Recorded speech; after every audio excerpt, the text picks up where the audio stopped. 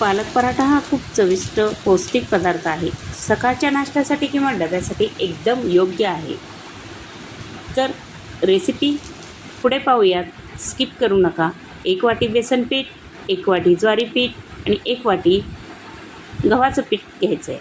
त्यामध्ये बारीक चिरलेलं पालक घ्यायचं आहे आणि त्यामध्ये चवीनुसार मीठ, हळद, लसूण मिरची पेस्ट आणि ओवा, जिरेपूड, धनेपूड टाकून घ्यायचं आहे आणि व्यवस्थितपणे पातळ पीठ मळून घ्यायचं आहे. कारण जेणेकरून आपल्याला एका कापडावर ते थापता येईल.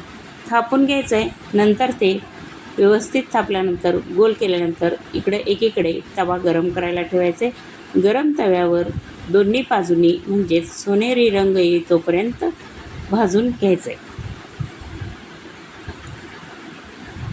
तर टाकताना गडबड नाही करायची. जर कपडा निघत नसेल तर वरून थोडं पाणी टाकून आपण काढू शकतो. गरमागरम पालक पराठा दहीसोबत, लोणचं, बटरसोबत सर्व करू शकतो.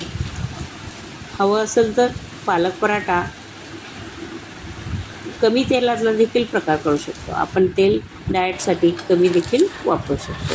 कसा वाटला व्हिडिओ नक्की सांगा. धन्यवाद. चॅनलला नक्की सबस्क्राईब करून ठेवा जेणेकरून नवनवीन व्हिडिओ आणि साऊथ इंडियन फूड तुम्हाला मिळून जातील. तुम्ही करून पाहिलात तर नक्की कमेंट करायला विसरू नका. धन्यवाद.